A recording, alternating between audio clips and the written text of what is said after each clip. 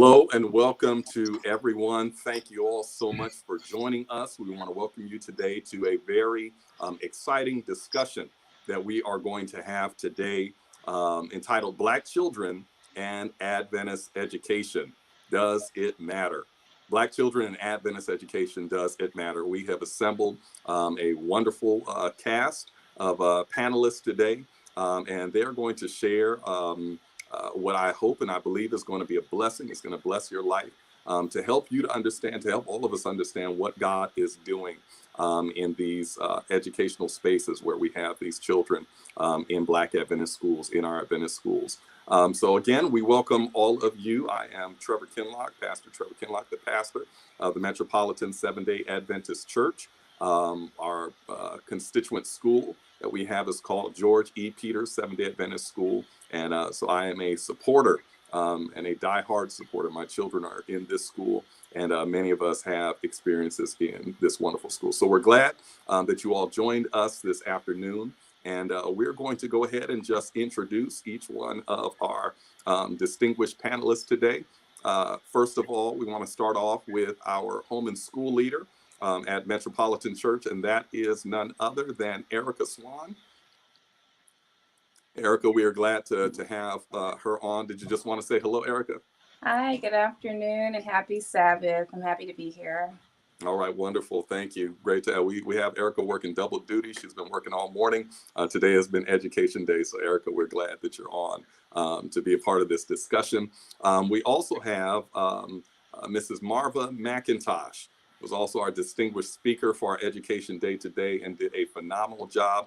Family, if you get the chance, jump on YouTube and watch Metropolitan's, our worship service today, and you will be blessed. God will bless you with a word from the Lord that was brought by dear Sister Marva McIntosh. So Sister Marva has been working in our G.E. Peters community for about 30 years, and she has a son, now an adult son, who went to the school and is now doing great things, big things. So Marva, we want to welcome you to the panel this afternoon. Thank you. Thank you.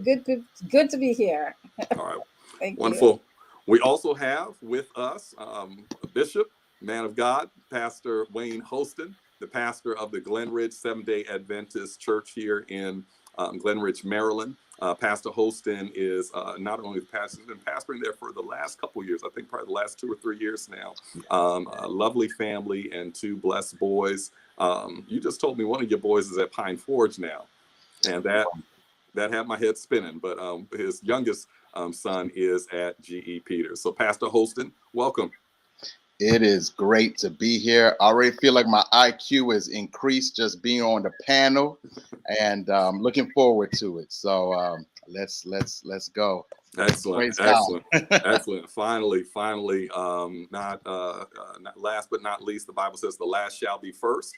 And so we have Mr. Brother Tatende Mande, who is a diehard G.E. Peters parent. He and his wife, Rochelle, have got 2 wonderful, handsome, and sharp boys that are at George E. Peters Adventist School. And so he's going to talk a bit about that today as well. So Tatende, welcome. It's good to have you on our panel today. Thank you, Pastor Kinlock. Appreciate it.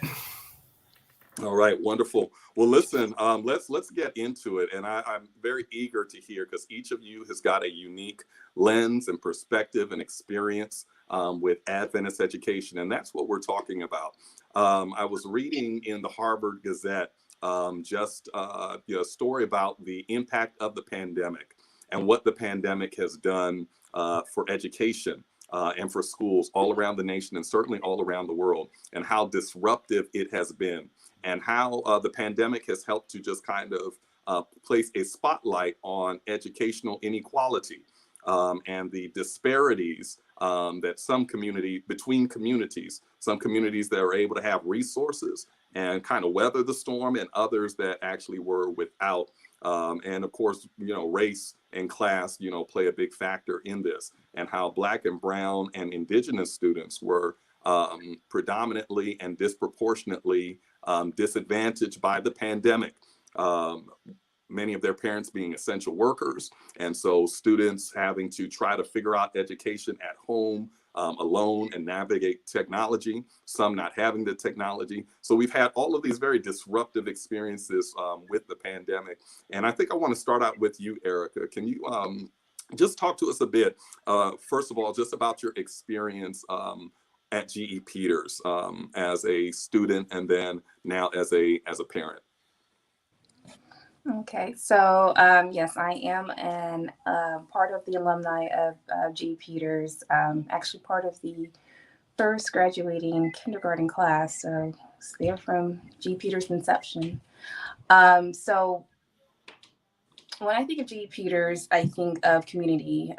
That's how it was when I was attending there. And now that I have my daughter attending there, it's the same sense of community. Just how Miss McIntosh had spoke about earlier, during church, like, GG Peters has kind of become part of your extended family. So you know that when I'm sending my child there, it's helping to raise her in addition to what I'm doing already at home. Okay. So it is not just, what do they say? The reading, writing, and arithmetic is what they used to call the 3 R's per se. It's not just that, but this is a community. This is a family that actually helps to, it's that village. It's that village dynamic. Now that is so important. And I just did research, of course, on Black Adventist Education. So these are some of the things that came out of how this village helps to support the learning and the development of Black students. And it's that village that actually helps to buffer some of the the external harms like pandemic and everything else. When you have that village around you, it kind of helps you weather these difficult storms. And I think that explains why, by the grace of God, our story was not as rough in the pandemic this year at GE Peters. So thank you, Erica. Tatende, I want to pull you in on this. Can you talk to us just a bit about your experiences? Share with us your experiences with Adventist Education. Yeah. So I grew up in Zimbabwe, and I grew up in an Adventist home. However, we did not go to Adventist schools. And just a bit of context, Zimbabwe is, I would say, 98% Black, right? So when I was growing up, we had, I think the population, Caucasian, was about 2%. It's definitely dwindled since the farm invasions and, the political instability in the country. But during my time, I did not have an understanding to a sense of being different. I was just a human being, right? So the president was Black, the doctors were Black, the teachers were Black, the gardeners were Black, right? So you have from the bottom, blue collar jobs, all the way to the white collar jobs, you have representation in every sphere, right? Then I moved over to South Africa, where I went for university, and population for Caucasians is about 22%, right? And I think South Africa has the most number of whites in Africa, right? And they have this term called white monopoly capital. So South Africa is pretty much run by whites in a sense. So if you go into the corporate sector, if you go into the universities, so anything that is deemed powerful in a sense is white. And anything that is sort of backward or, crime or anything that is negative is sort of associated with being Black, right? So when our kids started going to school in South Africa, they went to a predominantly white school, one of the best schools in the country. It was a Christian school, right? However, when my wife used to pick up the boys, sometimes she would see the boys by themselves, right? And then, so within the schooling system, the headmaster is white, the teachers are white. Then they had these subs, right? But they were Black. So it was kind of like there's something inferior about being Black. And then the gardeners and the guys who looked after the sports field were Black, right? So you can see how they're trying to, sort of create a sense of some theme in there that, there's a certain kind of hierarchy in society. So when we moved to the States, so we actually lived in Pennsylvania, Philadelphia for about 3 years. And then we moved back to South Africa for 2 years. And that's when the kids went to school. And then we decided to move back. But on coming back now, I actually told my wife I wanted to come back to Maryland, right? So we have some family in Maryland. And the times that I came here, I just loved the whole, I'd say, a huge population of well-to-do Black people, right? And, you know, in our discussions before moving back, I was like, if we're going back, it has to be Maryland, right? And then when we decided to move back, we also made a conscious decision to look for a Black school, right? Because we had had enough of the experiences within, you know, the white settings. And also, I'm coming from Zimbabwe. I was taught by, you know, Black mothers, you know, so I knew the benefits of being amongst those that look like you, right? And also seeing professionals that look like you. So we set out to look for that. But like I said, you know, I didn't go to Adventist school. So there was this negative connotations associated with Adventist schools, right? So it was not first choice. So then we decided, however, to pray about it. And when we did, G. Peters came up, right? The first few experiences were not as great because when we were trying to reach out to G. Peters, there was no website then. And the response was a bit lethargic. But since we got to the school and we became a part of Home and School, we drove quite a lot of initiatives in terms of communication. And, you know, now when you go on the website, it's an amazing website. But, you know, when we got there, the first experience of our son getting to the school, so he was introduced in the first grade. And one of his friends, besties up until today, so when Miss Holland was still at G. Peters, she was like, who actually wants to, you know, welcome Mudrik? So Ducey actually got up and is like, he can actually take my seat. And, you know, the two of them have been friends since then. And even when Ducey left to go to a TA, right, academy, and when he came back, you know, it was an amazing experience. So I think for us, right, I just wanted to give a bit of context of why we actually selected G. Peters, right, and a church school for that is because we wanted, one, a strong identity for the kids to actually feel comfortable in the same way that I kind of felt growing up, where I didn't have to think, you know, were they looking out for my Blackness, you know, stereotype, or is it really that I'm being mischievous, right? And I need to just be called out on it, right? So we wanted to eliminate quite a lot of these intangibles, right? That sort of paint our kids as a particular type of problematic kids, and just let the kids be, just be kids. You know what I'm saying? So when they mess around or when their kids actually call out stuff, I'm not trying to figure out, like, you know, is Mudrik actually this bad? You know, I actually know that it's parents who actually have an interest in our children's futures, and we should actually listen to whatever. Awesome. Dynamic. Yeah, that's been my experience. Powerful.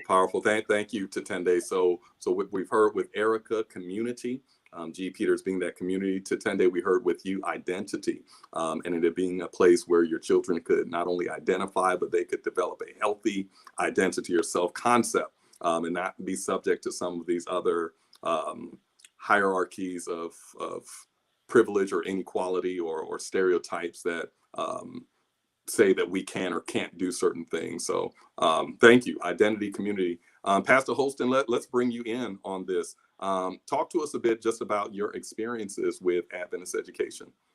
Certainly. I think what Erica and Teonde has shared, I resonate, and I can relate to their experiences when it comes to Seventh-day Adventist education here. I would say growing up, I did not go to a predominantly Black school, if you will. I went to JNA, I went to TA, University of Maryland, Andrews, and now I'm at Wesley doing a doctorate. So I look back and I think of instances where if I were able to have gone to a Black school where I had teachers and an administration that were bonded and connected in my achievement, how much different and how much more enriching my life would have been. So I put that in the back of my mind. And if you were to ask me what G. Peters has been, it has been a godsend for my children. So very, very quickly. So they started out when I was pastoring out in Lake Region Conference. We went to St. Louis Unified School. It's run by Central States Conference. It was a Black school, right, for all intents and purposes. And so it was small, but it was inviting. It was enriching. Right? I mean, promoted Black excellence for our students. And both my sons, well, Noah, the ones that applied for it, now he started there from K through third grade. And I could see him flourish. I could see the encouragement that he received. They took the time, if he didn't get it, that they took the time to walk him through to make sure he did. I mean, just confidence through the roof. And I think with that, you're going to thrive. You're going to learn. If you don't get it, you're going to stick with it. And I appreciated the patience that was exhibited. We left for Indiana, and I'm going to show you why GP is a godsend. Right. So we go, and Dr. Kinlock, as a Seventh-day Adventist pastor, we are almost obligated to back and support the Adventist school, right? No, almost no matter what. And so I won't name names, but we went to the Adventist school in town. It was not Lake Region. It was another conference. And while there, the boys were the only Black boys in the school. They were called the N-word. Many of the problems in the school, Noah was blamed for that. And it just got to the point where this just cannot last.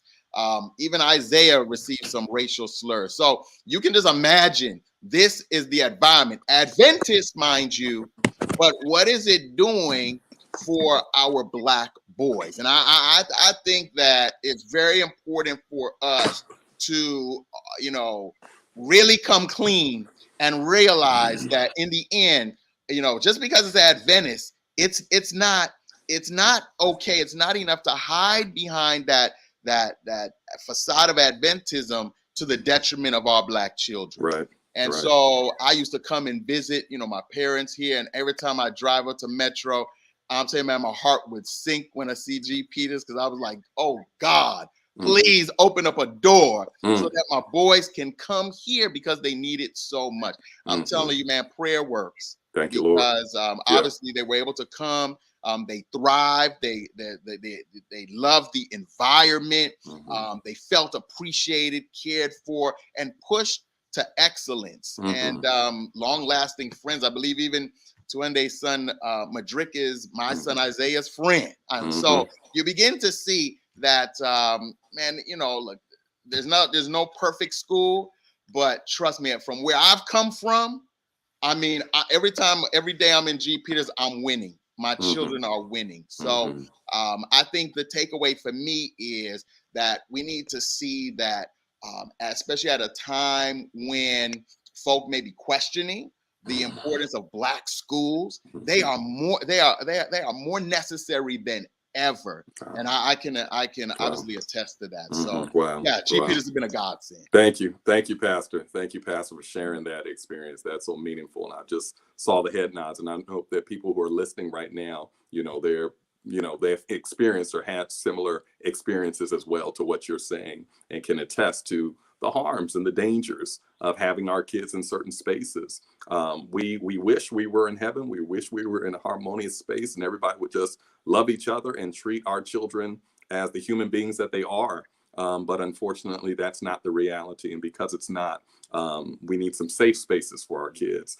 Marva, come on and talk to us now just about your experiences. And you have so many, and I didn't introduce them all, but you have so much with G.E. Peters. So please share with us just some of your insights and your experience with Adventist education. As a mother and as a board member, sometimes it's hard to tease out which one is working at the time. But my son took me to G. Peters. So let's start with the mother piece. like I shared today, that I was a single parent and was looking for a school that had the rigor, the academic rigor, that was godly and had that cultural safe space for a young Black boy. Mm-hmm. It was a Mm-hmm. frightening experience for me to be raising a Black boy by myself. Mm-hmm. And being at Metro and saw some of the parents who were ahead of me enroll their children at G. Peters. And I started looking and I said, I think this is going to be it, you know. And it has provided just a wonderful, wonderful village. And after you've been there and you start seeing cycles, Mm-hmm. you've seen people who've had regrets Mm-hmm. because they were there at the church, they've heard the appeal, and they sent their students to well named schools in the community because they had the extra resources. But in the end, their children had no taste for religion and Adventist religion as we know it. They had no taste for it. Mm-hmm. And the parents' biggest regret was that they did not consider G.E. Peters as an option when they were educating their children. Mm-hmm. And so that was one thing. The other thing is the security and the leadership skill. Because G. Peters is a small school, they get to go to leadership real early. You get in your classroom, you get to take part in standing in front of the classroom and Mm-hmm. leading out in worship. Yeah. You know, whose turn to do song service, whose turn to read the Bible, whose turn to pray. Mm-hmm. Each one of those activity is a small step towards facing an audience. And we all are public speakers and we know how challenging that can be. Mm-hmm. But they are getting that experience from the get-go, from the time they register at the pre-K level. Mm-hmm. They know that they have a turn to come up front and you're going to be praying in public, the public of the classroom setting. And so these are some life skills Yeah. that our children are getting, or Black kids are getting, Mm-hmm. that they would not have gotten elsewhere. They are learning to be godly.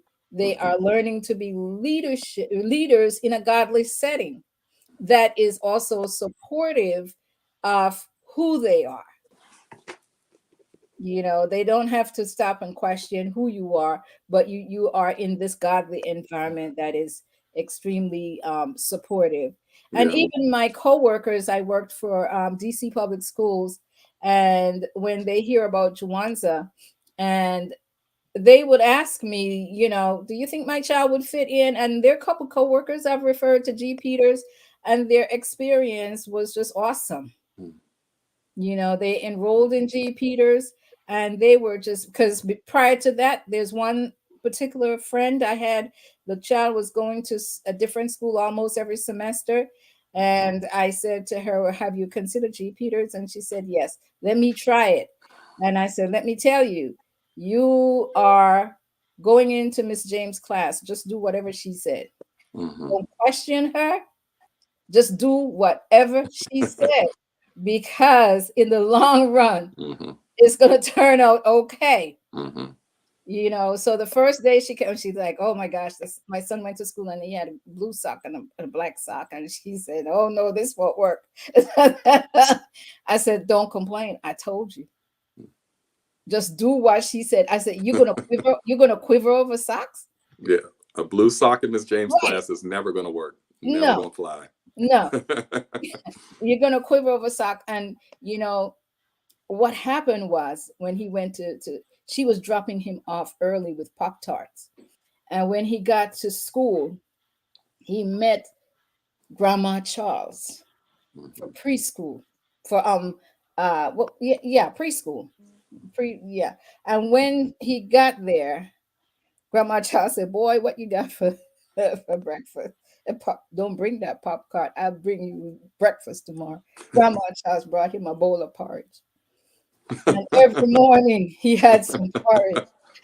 And he went home, and on the weekends he would wake up his mother. These people weren't even Adventists. And he woke up his mother, I want some porridge. And she called me and said, how you make porridge? I said, you better call Grandma Charles and ask her how you make porridge. But that little boy calmed down, and his learning experience just excelled. When he graduated from the 8th grade, we could not contain his tears because he was going to be going to another school system, and most of the students, would be going to TA. But he just cried because he found a family. And we who know about learning, we know clearly that when you are in a setting where you feel comfortable, learning is going to excel. And I think that is one of the reasons why by the time they get to the 8th grade, our students do so well, because they're in a setting where they are comfortable. And all the other factors come in place that the learning takes place. But this young man, he just cried. Yeah. Cried so hard. And so, I've seen the stories that there's another family, my neighbor, the child was going to a Catholic school across town. And they went to the shrine, and she was talking. She's a talker. And they wrote her up.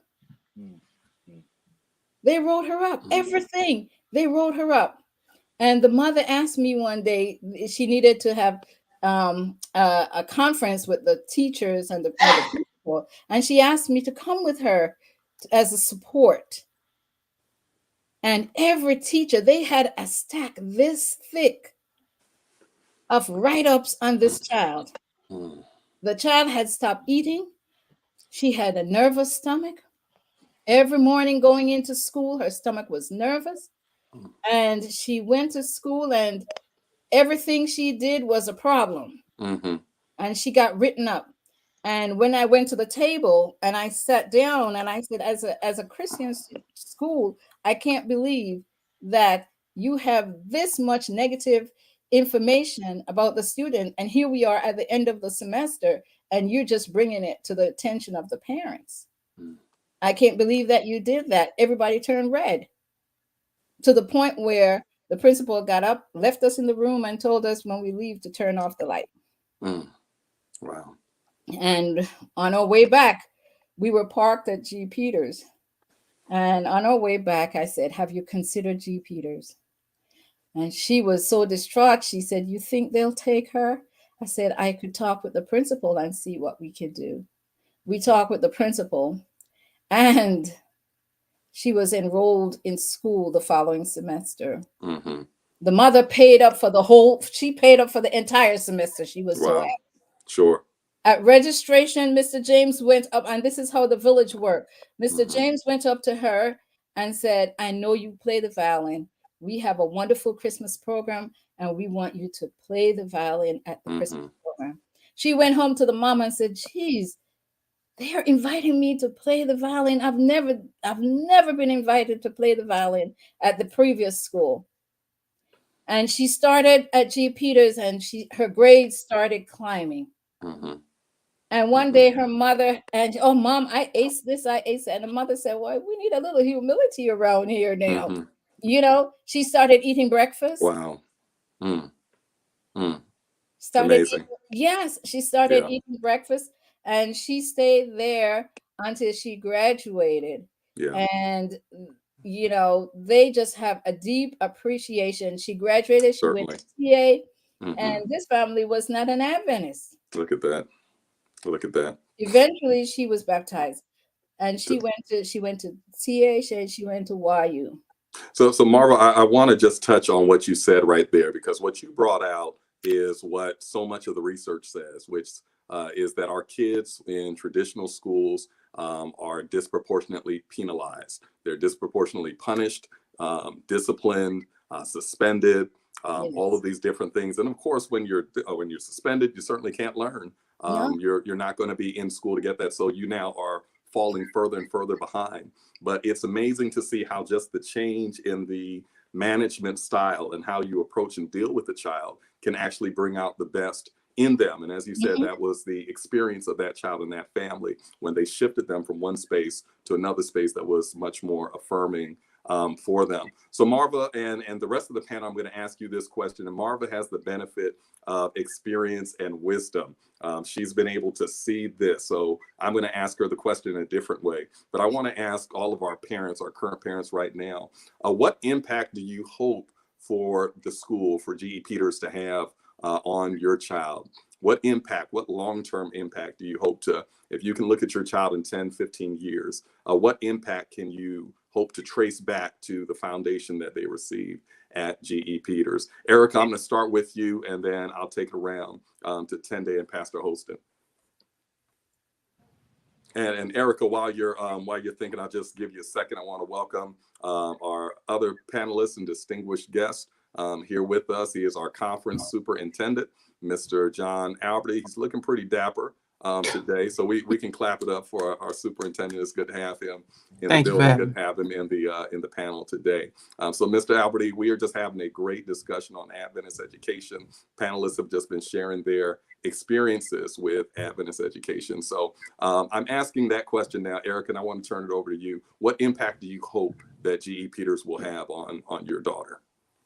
So anyone that has met my daughter, she has a very outgoing personality.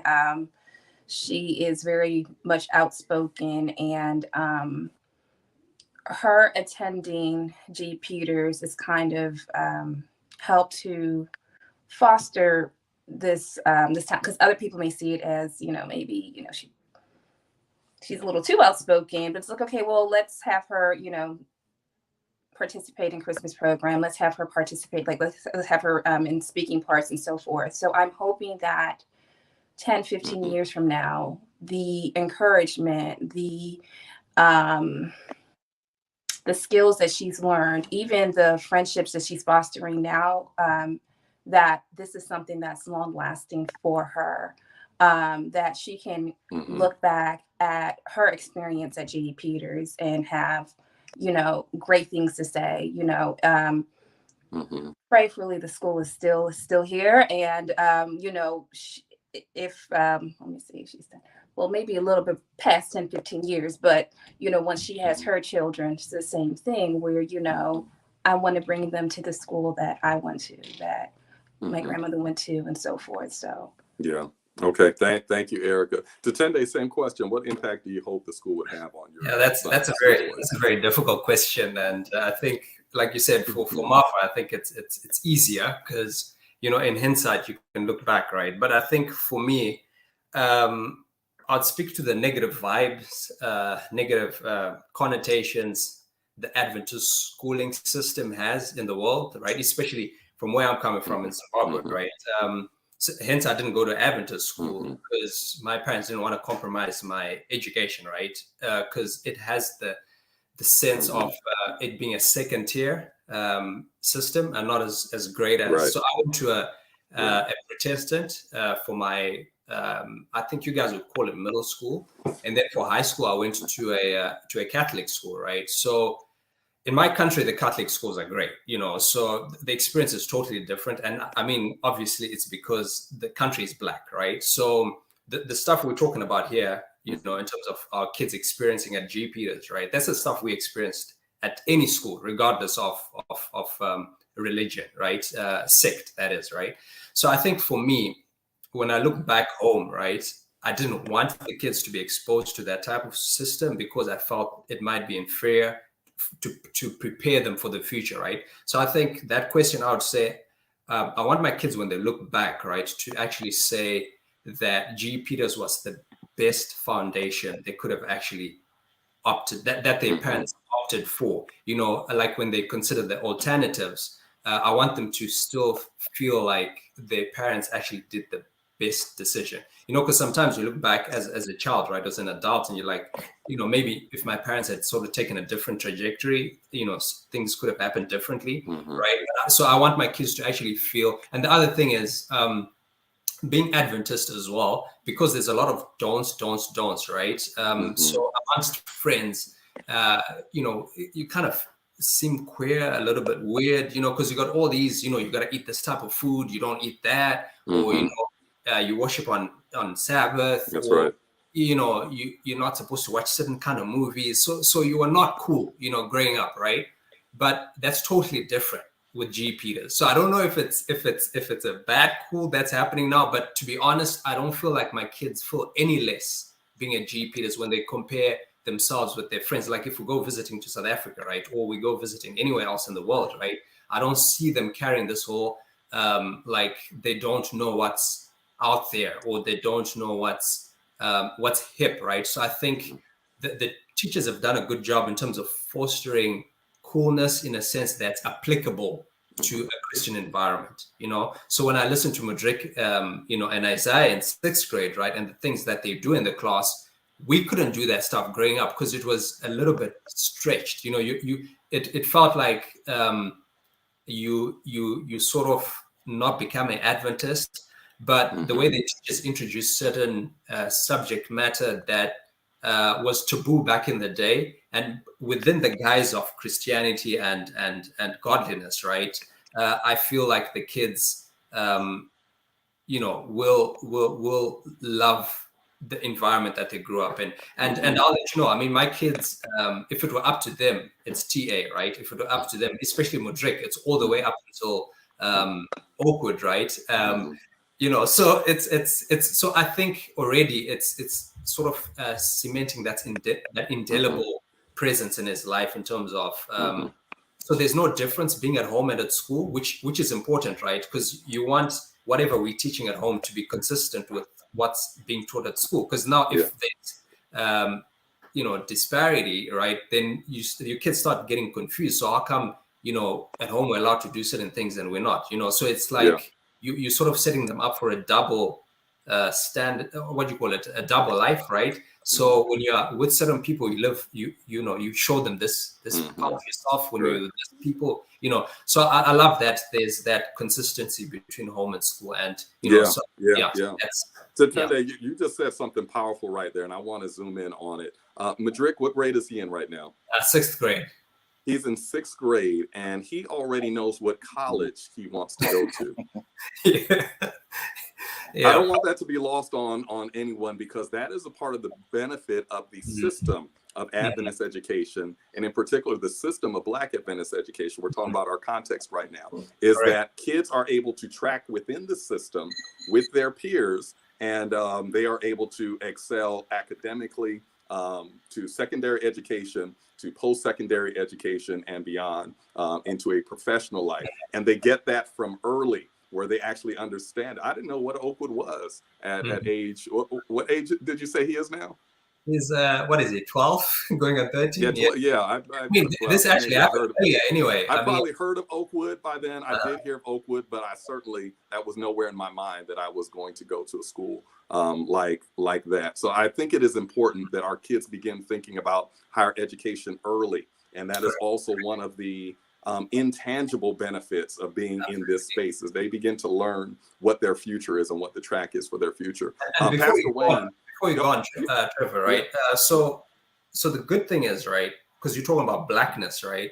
So I think even within the conversation, so there's no restriction, right? Because I also then now hear Howard, I also then hear Morgan, right? And this is early, right? These kids, my second son is 10, and it's like, okay, I don't want to go far from my mom, so I think I'll choose Morgan.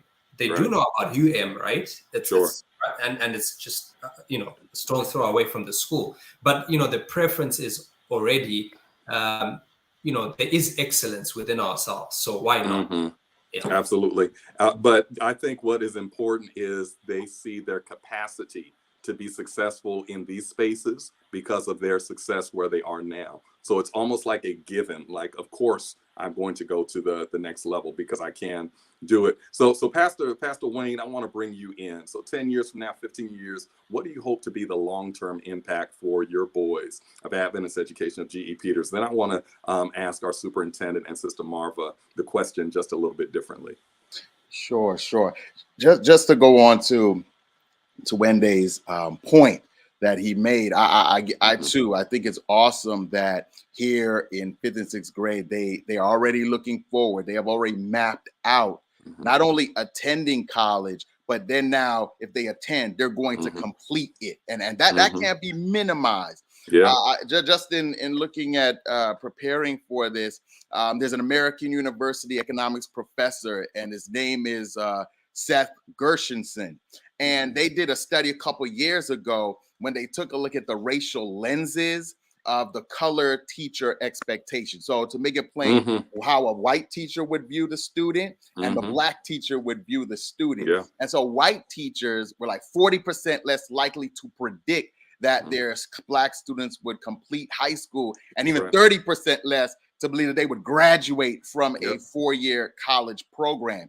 So I think that what Twende has said, springboards, and the research supports that, that when you have black teachers, and let's just be honest, we're not saying just because you have your skin folk that you're going to be kinfolk, right? So you have to have a sensibility about this, right? And understand the context in which we find ourselves in. So I think that that's an ingredient, right, for where I see Isaiah in the next 10 to 15 years. I want him to be able to look back at G.E. Peters and say that this is the place where I became, the seeds for excellence were sown and began to be grown.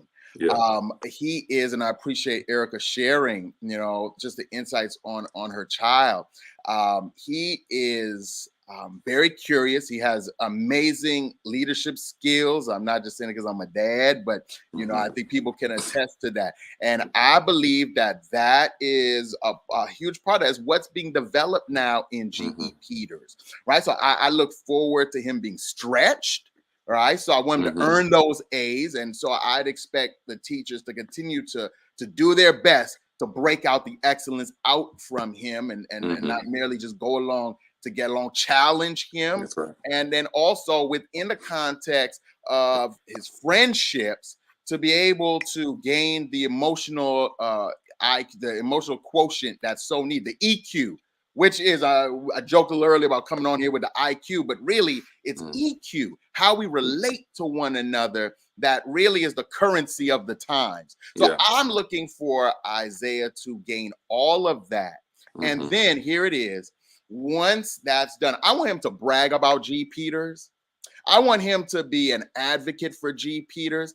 I want him to be able to be a donor to G.E. Peters. I want him to break the cycle, so much so that we don't have to just trumpet G. Peters, but then here we have funds so that you can go to G. Peters. That's right. I want this alumni child of mine to be so wealthy that he will be able to pour back into G.E. Peters, because that's where the rubber meets the road, right? Yes, sir. That if we can go ahead and do that, then I know, along with Madrick and Erica's child and others, that we can go ahead and shift the paradigm when it comes to Adventist education, and in particular, Black education. So absolutely. I want him to be a difference maker. That's right. Like, that if the Lord delay his coming, our children can be looked upon as the ones who didn't just talk about it, but they walked it and they made a difference. Bro, you can tell, man, I could go on and on, but I'm gonna shut it down right there. That's good right there. That's good. Preacher, I like what you said. And I think what is important, and if you're a parent, you understand this, is that children rise to the level of expectation. They rise to what is expected of them. And when little is expected, then that's the level that they rise to. When much is expected, that's the level that they rise to. And the tragic thing, but this is research, and we've got to acknowledge the data for what the data says, is that all teachers are not equal in how they view Black children. And not saying that every teacher is evil or heinous or even racist, But the reality of white teacher unconscious bias is empirically documented, and it's something that is real. And without even knowing it, just as you quoted, Pastor, teachers have lower expectations. White teachers tend to have lower expectations of Black students. Not that they don't love them, not that they don't want what's best, but they just have lower expectations. And that directly impacts their academic trajectory. So it is a challenge that, cultural sensitivity training, should help to mitigate. But if you're not aware of it, guess whose kid is caught, in the crosshairs of that. I don't want my child to be an experiment with that. Mr. Alberty, I want to bring you in, John, on this. The rest of us are kind of in the middle of the river. Marva is on the other side of the river, and you're on the other side of the river. I guess you're a little older of all of us here. You're the old man on the panel. I'm teasing, I'm messing with you. This is my buddy, this is my partner here. But talk to us about what has been the impact of a GE Peters for your boys. Okay. So for those who may not be aware, my kids did the majority of their academics at GE Peters. So that's where their foundation stemmed from. So when Marva talks about Mrs. James, I understand that because they both had a Mrs. James, which, again, long Mrs. James and all the teachers really set the foundation for them. So right now, my oldest is at Oakwood. He will be he's a sophomore right now, so he'll be a junior next year. Right. And I'm watching him, the way he's persevering in school, the way he's achieving his success. I attribute that to GE Peters and the foundation that he had. He's a leader in his own right because GE Peters gave him the opportunity. People can say what they want, but there's one thing about Black excellence and Black education. When you have Black education, there really is no ceiling. So when kids go to a predominantly Black school, they can do whatever they want. They don't feel that there's going to be anything that hinders them from being class president, from being valedictorian, from being, you name it. They can do it because there's no biases that they see. Everyone around them looks like them, including their teachers. And so what happens when they come out of a GE Peters and they go on to other schools, and even when they're not as predominantly African-American, predominantly minority, they have already understood that they're leaders in their own right. It actually makes them more successful when they go into the real world because their identity is, I am a strong Black man. I am a strong, or for our young ladies, a strong Black woman. I got that foundation at GE Peters. And it's funny because my youngest child was just inducted into National Honor Society. And I looked at the students that were inducted with him. They were all his graduating class for the most part. That's because of that GE Peters foundation that those students had received. So again, it has prepared them. I wouldn't change anything in the world. And was sending them to Adventist Education. And even before I started working for the church, my kids were a part of Allegheny East Schools. They were over at DuPont Park.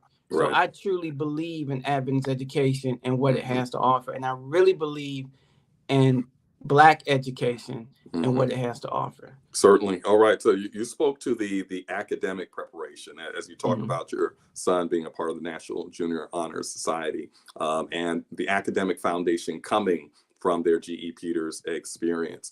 That was something that Marva talked about, was the academic foundation, talked about the family, talked about leadership and all these other dynamics. Marva, I want to bring you in just to now talk about it because, again, you have this history of not just your own child, but other children that you have had the privilege to be able to watch matriculate through on different paths. What is the impact of this experience that many of our parents are having now at GE Peters? What's the long-term impact?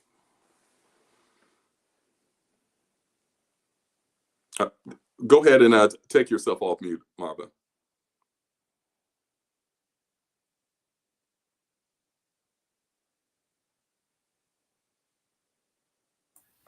Sorry about that. So it's multiple impact. Yeah, because so much is coming at the students all at once. One of the things I talk about is GE Peters is exposing our kids to a plant-based diet. We take that for granted, and some people even push back and question the vegetarian offerings of meal.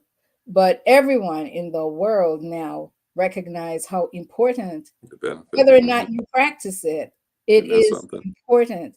So for this to not be a new concept to our kids, for them to see that you can have, 21 meals or however many meals you have for the week that are not that are plant-based, or some plant-based and some not. That is a very important life skill. And let's, let's talk about life skill, how important that is. The other one is friends for life. Friends for life. Mm-hmm. Erica's brother was in my son's class. They are now friends for life. Mm-hmm. Erica's mom and I, we shared the drop off and pick up sometimes. And when I needed, because my son was an only child, I would take Stefan with us and to go wherever we would go. And later on, when they got to high school, the boys, the group from G. Peters, would come over to my house, and I would listen to hear who was downstairs. And from the fact I heard the names of who were downstairs, I just rolled over and went to bed. Because I know that these students, their parents shared the values that I shared. And there weren't going to be any drinking and so forth and so on. I'm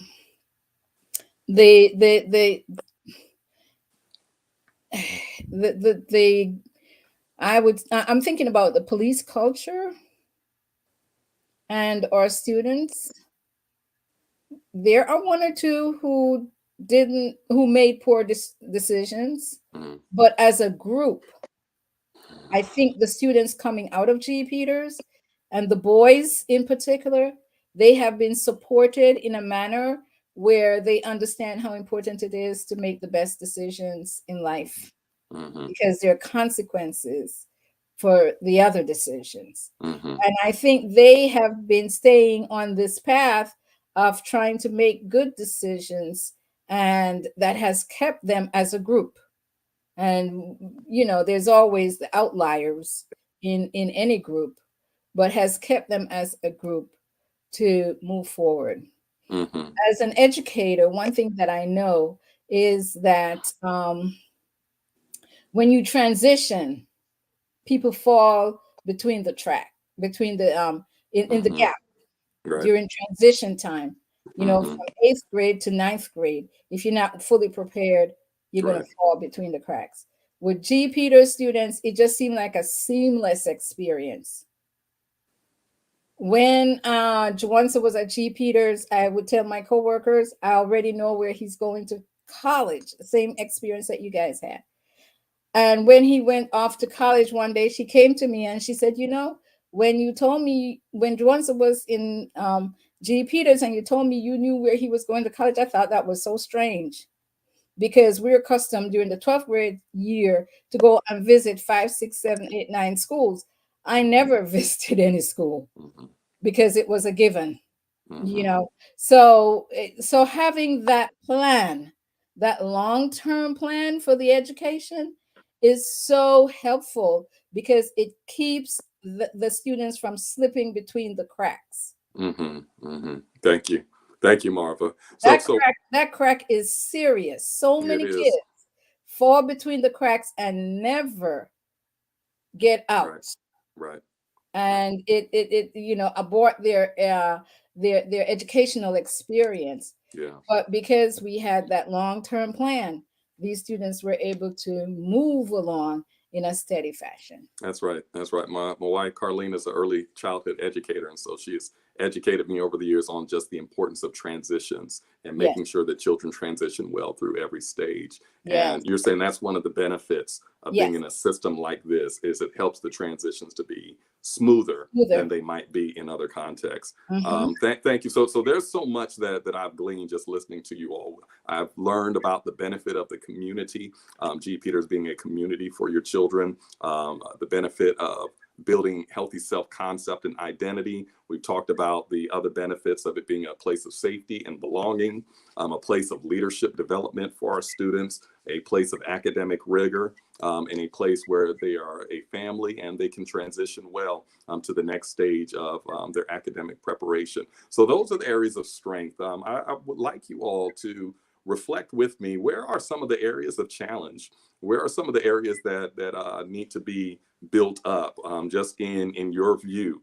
We certainly know that we're not on heaven yet, and as much as you guys have named so many of the great things, where are some of the areas that need to be strengthened within our Black Adventist schools in general, but in particular, maybe at GE Peters in your view?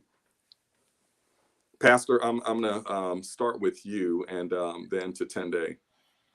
Sure. I think that one of we, as you rightly said, we've lauded the benefits of G. Peters and I think to an extent Black Adventist education.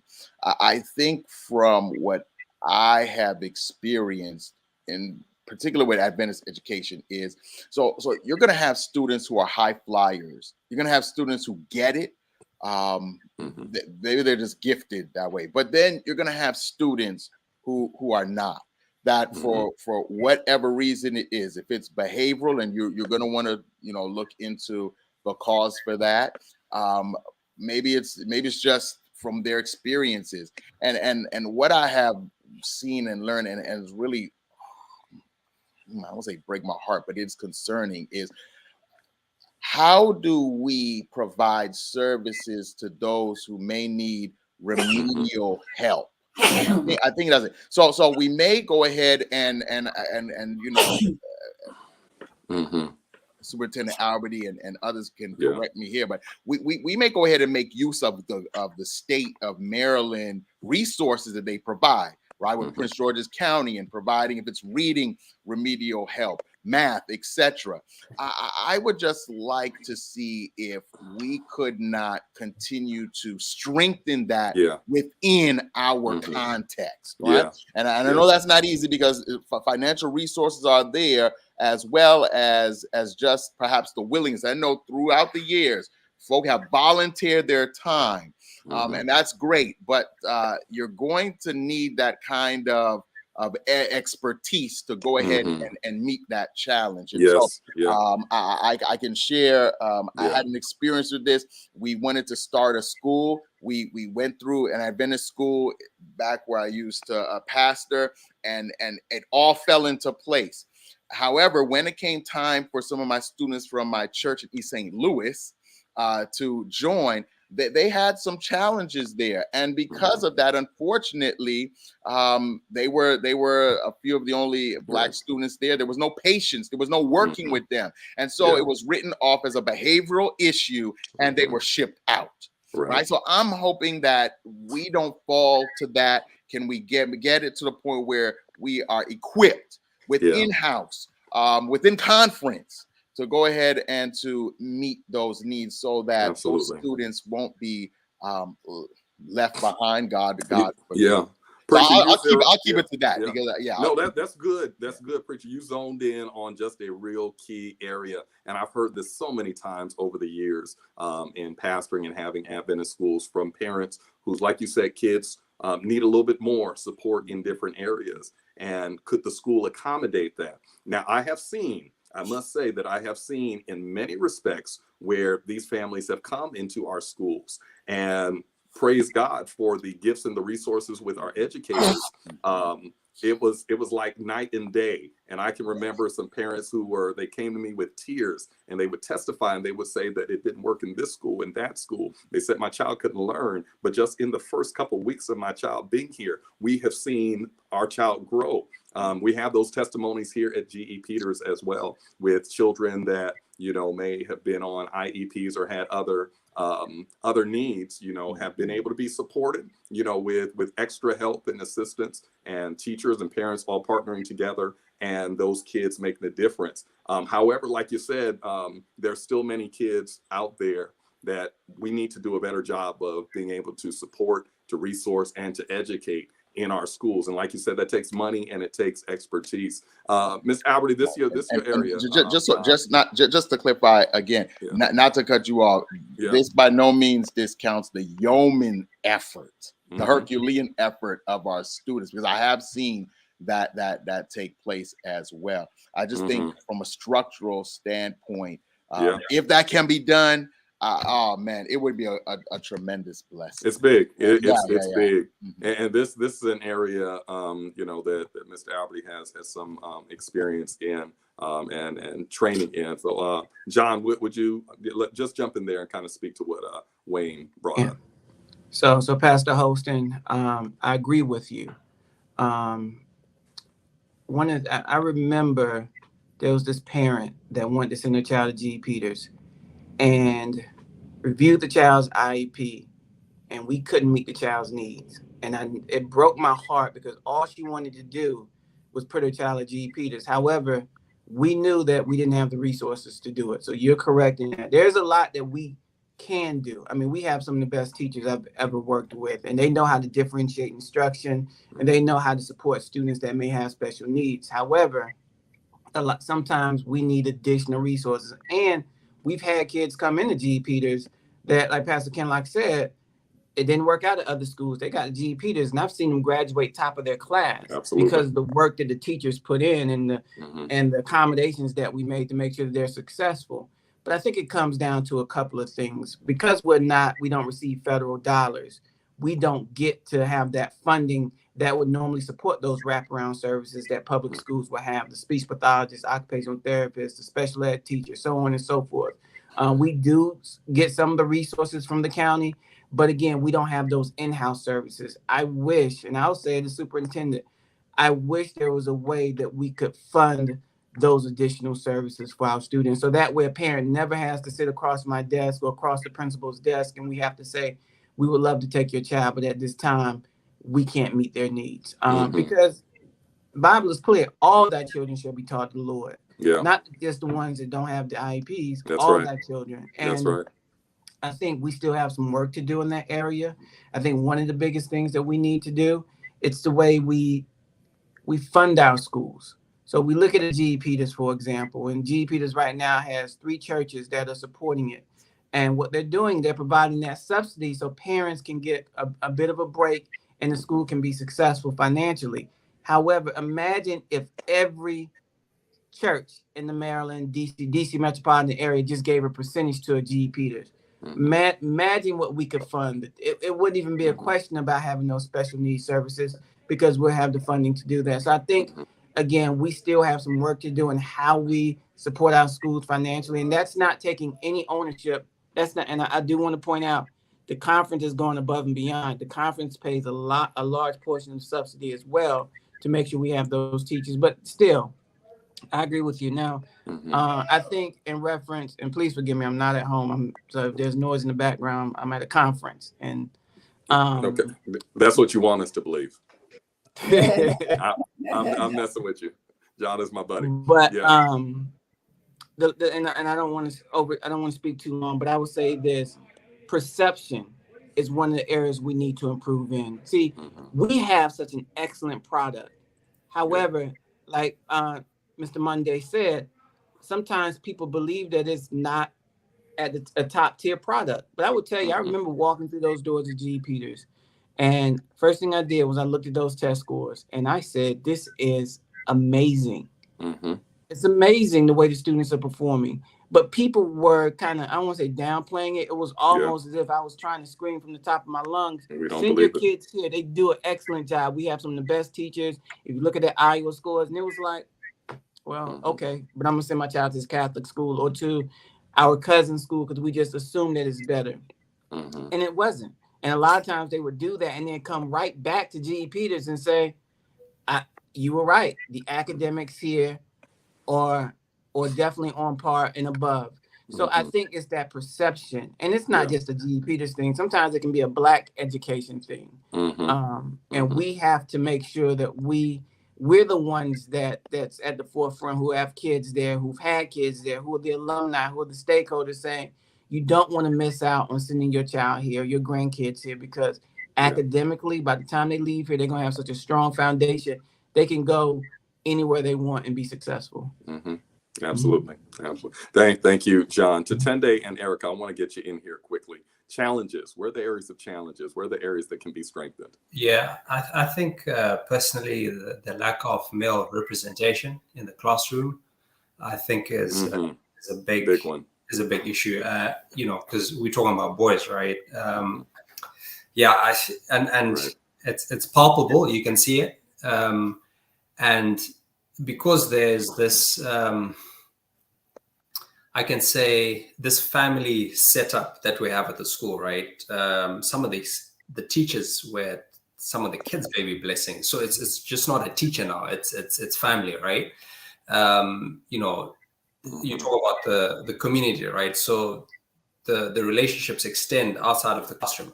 So my kids get to see some of the teachers, you know, at birthday functions or at a park or something, right? So you start building a bit of familiarity. And for kids, sometimes it's difficult to dissociate between, you know, this is a teacher and it's sort of, there's a line where you have to draw it and it ends there, right? And I think especially the boys, you know, as you know, stuff is happening within themselves, you can see them trying to constantly push that line to a sense of friendship, but you know, there's a hierarchy there that needs to be asserted.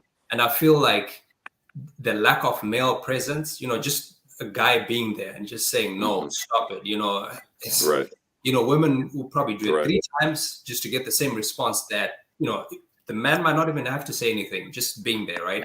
So I think I do not know, you know, from the superintendent and from the school's resources, you know, how to work on this issue. And you know, and when Superintendent Alberty was at the school as a principal, right? You can see the difference when he was there and now that he's not there, right? And even the kids speak to it, you know, because my kids were there when you know, Mr. Alberty was at the school, right? So I think for me, that's one of you know, one big area. And you don't want it to play in the kids' minds where they do not choose to be educators as well, right? Because growing up, right, in my society, it was mainly females in church than men. And the men who were much older. So when I was growing up, I'm like, you know what? When I get to start working, I'm out, right? Because you know, it's kind of, you know, it's a female thing, this whole, you know, Christianity thing. And then once I've lived my life, I'll then come back and, you know, join the church, right? So I don't want my kids to also grow up with this notion that teaching is a female thing, you know, a primary school teacher is a gender specific, you know, issue. I want the kids to know that, you know, anyone can be a teacher.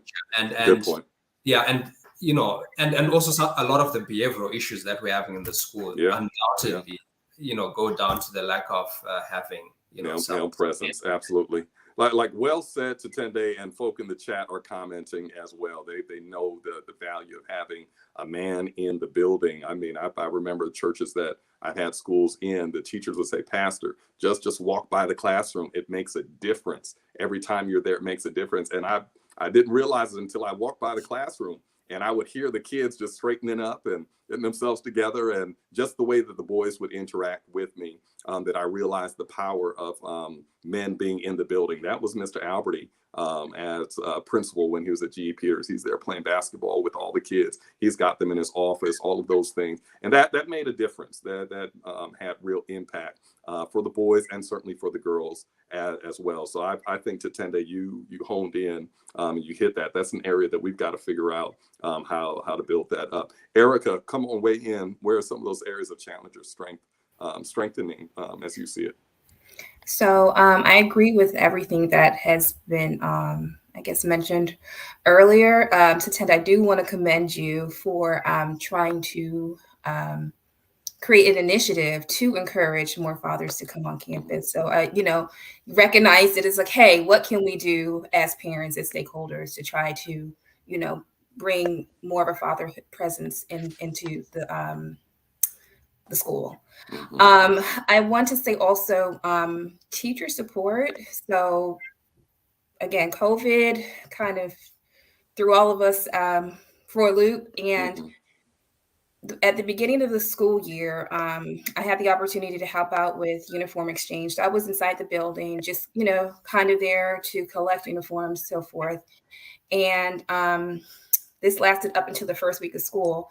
And so when the school introduced the hybrid option for the parents, I jumped on it because I personally didn't feel comfortable having my child back in person at the time when school started.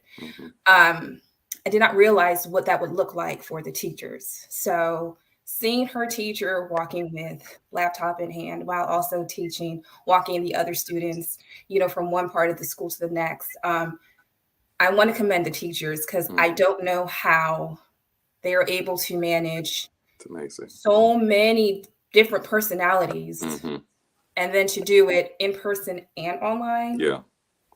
So teacher support, I would say, for sure. Teacher support. Thank you, Erica. That is something that I truly was amazed with. I mean, if I had respect for our teachers pre-pandemic, it has gone up like 2 notches above that, because particularly I'm speaking for GE Peters and what I saw before the shutdown happened, just when there were our teachers were already planning and preparing and figuring out and copying, making lesson plans and copying and preparing for the kids to be home for a extended period of time. And again, this February, March 2020, we didn't know what was going to happen. But then to see what they did in the pandemic and how they were able to have that continuity of learning for our students through technology, just through, they're not in the classroom. Our kids are at home, but they're able to continue to teach our kids. And they didn't go to school for that. No, but they had to learn that on the fly and just do it. And they figured it out and they did it. And then if that weren't a bridge that was difficult, then it was the whole hybrid piece when that was introduced to them last year, several months ago, where now you got to teach the kids in the building and you got to teach them, online as well. And it feels like our teachers have been juggling and we just keep throwing them. Okay, now here's a bowling ball. Now here's this. Now see how many you can. But our teachers have done it. I really haven't heard them complain, but we've certainly seen the impact and the diehard ethic that they have put into it to keep our kids learning. And I think we need to give them all the support that we can give them, which of course means more resourcing to make sure that they can have the staff support to do what they do best. Now, our time has run away from us so quickly. This has just been such a great discussion. I thank each one of you for what you've brought to the table already. But there's one final question that I think I want to end on, and I just want to round robin it with each of you. What would you say to a prospective parent or prospective family that is considering Black Adventist education or considering GE Peters in particular? What would you say to them? I'm going to start with you, Tatende, then Marva, Pastor Wayne, Mr. Alberty, Superintendent, and then Erica. Just weigh in. What would you say to a prospective parent that's considering GE Peters or Adventist education?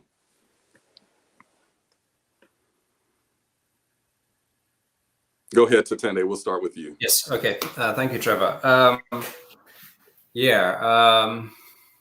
think for me, okay.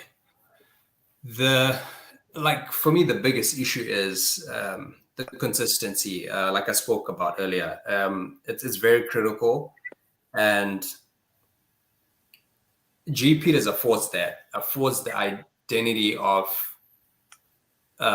being a Christian, being excellent, and having an environment that is that you don't feel peculiar, right? So I think for me that's big, because if you don't go into an Adventist schooling system, for starters, our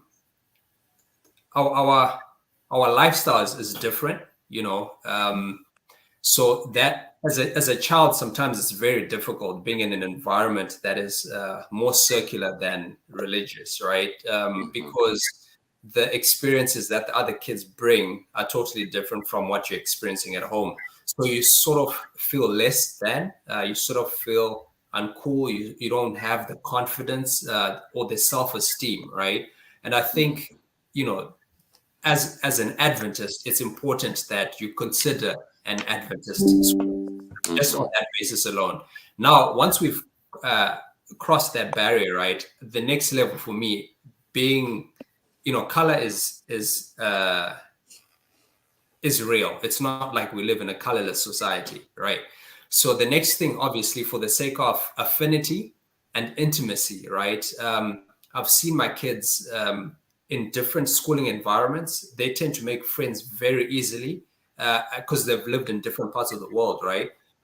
But still, the chemistry that they get at a Black Adventist school, I didn't even experience it growing up, and I grew up in a all Black country, if you would want to say, right?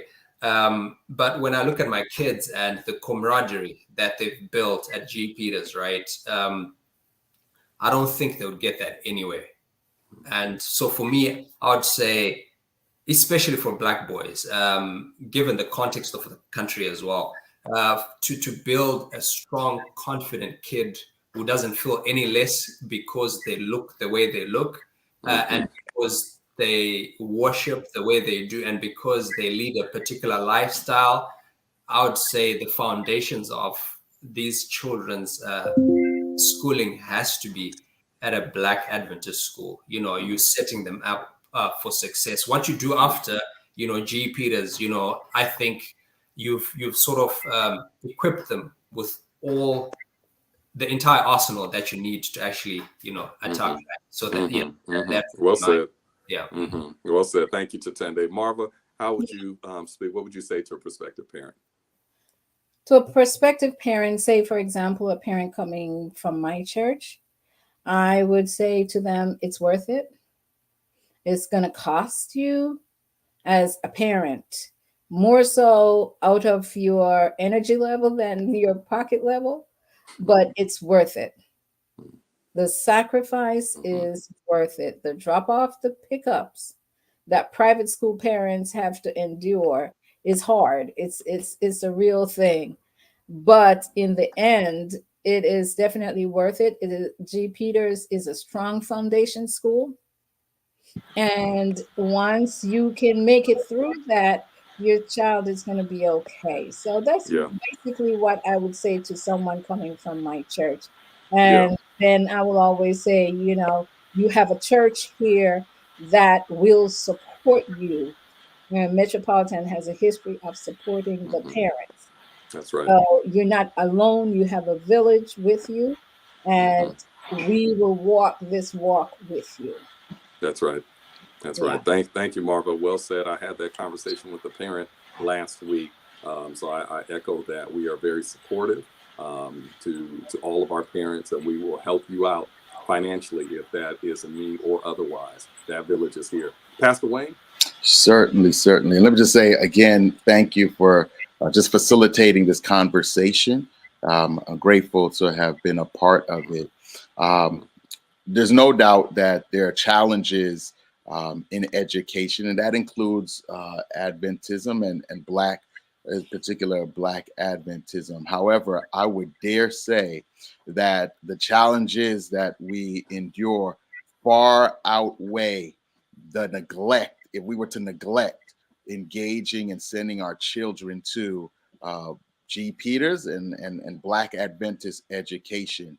I mean, it's clear as day. We begin to see all of from micro to overt aggression. So as we cited, and you have done the studies to show that our school is excellent. Our school is getting the results that we all would dream, and if we'd invite you to be a part of changing that perception with real numbers. So I would say that how can you not take the attempt, take it and come on to the school? I look at it, it's a preparation for heaven, as well as the abundant life and making a positive impact in the here and now. It's all right to be prepared for heaven and to be great down here on earth. And I think that all the elements that we know, and we see, all the elements are crying out for the answer And God has set up Adventism education, and in particular Black Adventist education, necessary contextualization so that we as Black folk can win. And if you believe in winning, then you're going to send your child to GE Peters. God bless. Thank you, Pastor. Well said. Thank you, Mr. Alberty. I think for me, I would start by letting the parent know, if you make this choice, you won't have any regrets. And there's no such thing as a perfect system or a perfect school. But I agree with Pastor Hosten. The pros outweigh the cons. You only have one chance to get it right with your kids. That's really the bottom line. One chance to build that foundation, and one opportunity to put them in a place where when they look back, they're going to eventually thank you for putting them there. They may not appreciate it while they're going through it, but when they look back and all the friends they would have made and the foundation they would have had, the ability to go to any college that they want, they're going to thank you for making the investment, for making the sacrifice. So for me, I would tell any parent, if you make that decision, you won't have any regrets when it's all said and done. And God will bless your decision. I mean, at the end of the day, Ellen G. White talks about the fact that when it's all said and done, as parents, we have to stand before our kids for some decisions that we made with them. I think when it comes to Adventist education, Black Adventist education, a school like Georgie Peters, it's, I don't want to say it's a no-brainer, but it's a very wise decision for any parent, because again, the school shares the same values that we as Adventists share in our household. The kids are not confused. So that's what I would tell them. I also want to put a plug in to remind parents that May 2nd through the 6th is Teacher Appreciation Week. So as we're talking about this, let's make sure that we thank our teachers and appreciate them for the making sure that they have that strong foundation for the kids that we send to the school. Absolutely. Well said. What date did you say? May 2nd? May 2nd through the 6th. May 2nd through the 6th. Okay. Our family, our parents at GE Peters, they were already on it. So we did our appreciation for our teachers, but we can never say thank you enough. So thank you for the reminder. Erica, what would you say to a prospective family or parent? So I would say that, so piggyback off of Mr. Alberty. So actually, when I reached out to the school, Mr. Alberty is a person who I talked to, and I had reservations because I was not sure if I wanted to bring my daughter to G. Peters. And what he just said is what he told me. Well, why don't you come check it out? You won't regret it. I don't. I would say speak to the source, talk to the children. There have been several videos that we have created where the children are, sharing their experiences at G. Peters. Beyond that, talking directly to them. So many of them have so many positive experiences or positive things to say about their teachers, about the school, about their classmates, about GE Peters. So talk to the source. Talking to the source. Thank you, Erica. Talk to the source. The proof is in the pudding. Look at the children, and we see the evidence with our kids. So thank you. Well said, everybody. I reserved my comments with regard to my kids, but I kind of say it now. My children are in GE Peters as well, and they've been there for a number of years. And Pastor Wayne, I'm sure that you feel the same way. I do not feel an obligation like I have to have my kids here because of my denominational employment. I did not place my kids in Adventist education because of my denominational employment. I actually feel that I am privileged to have this benefit, to have this great school, these great schools to be able to educate our kids, and my children have been in these schools. I'm not the product of Adventist education. I'm the product of public schools. But what I have seen in these Adventist schools across our conference is they work, and they have made the difference for my children who are honor roll and principals list students and doing well. I won't brag on them completely, but we love how they are excelling academically. We love their character, their deportment, their confidence, their leadership, and all the different things that these wonderful panelists have discussed here today. So in answer to the question, Black children and Adventist education, does it matter? Panel, how would you answer that question? Does it matter? Yes. Absolutely. Yes. Yeah, absolutely. Yeah. All right. Yes, absolutely. Yes, it matters. It matters. Well, listen, I want to thank all of our panelists for what has been an absolutely amazing and insightful discussion. I think it pulled out exactly what I was hoping and praying that it would. I don't know about you, but I feel like I got smarter in the last hour and change just being with these distinguished guests here, these panelists here. And I know that those who are watching virtually, I know that you were blessed, you were enriched, and that you learned something. I will also want to encourage you, if you are interested in doing a deeper dive into the research and the data. Natasha, if you can put that up, we have a study on Black Adventist education and the impacts of Black Adventist education. And it does some qualitative and quantitative research looking at the numbers. And I encourage you to go ahead and get your copy. Go to metrosda.org/raising Black excellence and look at the details there. And for those of you who want to do an even deeper dive, there's a 260-page study research on this that I authored that I think you would be very interested in. What you'll find on our website, Raising Black Excellence, you'll find kind of the Cliff Notes. It's the executive summary. So it will give you the highlights. But if you want to go even deeper into the numbers, you can also go into the broader research. But again, to all of our panelists, to Tunde, Marva, Pastor Hosten, Mr. Alberty, and Erica, I want to say thank you all for joining us. Thank you for sharing your experiences. I know you blessed someone and that you helped us. And I do pray that all of us will continue to partner together to make Adventist education better for all of our kids. And we know that particularly G.E. Peters, that is a school for all children. It is not just for Black children, right? That is a part of our mission, is we are there for all children. And so we want to, if you are considering this school for your children, we welcome you. Contact our school office, our principal administration, and they will be happy to give you all the details about our school. Pastor Hosten, I want to ask if you would you just pray? And as you pray today, I just want to ask you to pray for our schools, but also just pray for the nation and for the children who are going through such a, we talked about the excellence and the safe space that we have here, but there are so many who don't have that benefit. So we want to remember them in prayer and remember our schools. Would you pray for us, Pastor? Certainly. Let's pray. Heavenly Father, you are the awesome God, and there is none like you. You think and you provide for everything we need. And so in your great wisdom, you foresaw the need for education. And in particular, as we have talked about today, Black education.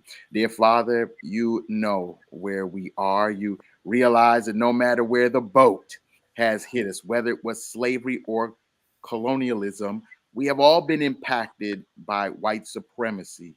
And so, dear God, here we are seeking to remedy and try to exceed through the power of the Spirit, but also the vehicle of Black schools. And so, dear God, we are grateful. We ask that your Spirit will be upon administration. Our conference administrator for education is here with us. And so we appreciate his availability. I want to pray an anointing upon him for the great challenges he faces, but the way that you have used him to shepherd victories and success. I want to pray for the teachers. Oh, dear Lord, thank you so much for our teachers. And so, dear God, with the valuable children that they have in their hand, we know the enemy would come against them. We rebuke Satan in the name of Jesus when it comes to our principals and our staff and our teachers. We pray for our students who have had to deal with COVID and pandemic and